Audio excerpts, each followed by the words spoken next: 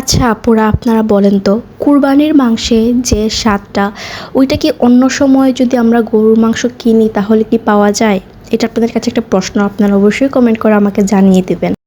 গরুর মাংস রান্না করতে করতে হচ্ছে এই কথাটা আমার মাথায় ঘুরতেছিল যে আমরা যে কুরবানি যে দিই একটা পশুকে, ওই পশুর যে মাংস, ওই মাংসের টেস্টের সাথে কিন্তু আমরা যে নর্মালি যে কোনো অনুষ্ঠানের সময় মাংস কিনি বা অন্যান্য সময় যে আমরা দোকান থেকে মাংস কিনি, ওই রকম টেস্টটা কিন্তু আমার কাছে মনে হয় সিমিলার থাকে না।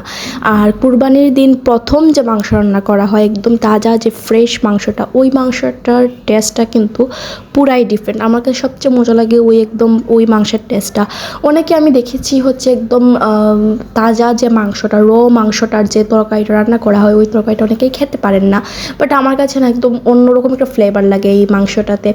তো এই তো আপনাদের সাথে অনেক গল্প করলাম, তো এখন হচ্ছে একটু রান্নাবান্না আপনাদের সাথে শেয়ার করি।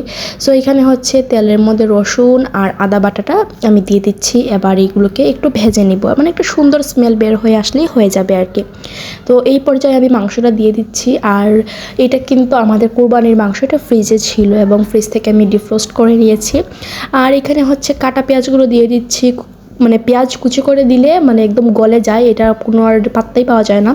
সো ইয়াপ, এই যে দেখতে পাচ্ছেন এখানে আমি লবণ দিয়ে দিচ্ছি, তারপর হলুদ গুঁড়া, তারপর মরিচ গুঁড়া, সব গুঁড়া মশলাগুলো আর কি আস্তে আস্তে এখানে আমি অ্যাড করব।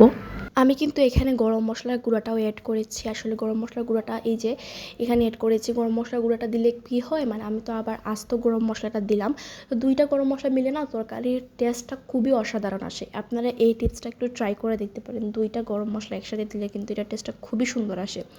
তো এই যে দেখতে পাচ্ছেন আমার মাংসটা রান্না হয়ে গিয়েছে, আর উপরে সব তেল উঠে আসছে এবং তেলটা কম দেওয়ারই চেষ্টা করেছি। আর মাংসের সাথে যে চর্বি একটু একটু লাগানো ছিল, ওইগুলো থেকে অনেকটা তেল বের হয়ে গিয়েছে। আর চর্বিটা আমি সবসময় কেটে ফেলে দিই, কারণ এটা খাওয়া স্বাস্থ্যের জন্য খুবই ক্ষতিকর। সো এই যে দেখতে পাচ্ছেন আমার তরকারিটা কিন্তু অনেক সুন্দর হয়েছে মাশাআল্লাহ। এটা কালারটা দেখতে পাচ্ছেন খুবই সুন্দর হয়েছে। আর কালার কিন্তু অনেক কিছুই মানে ডিপেন্ড করে কালারের উপর।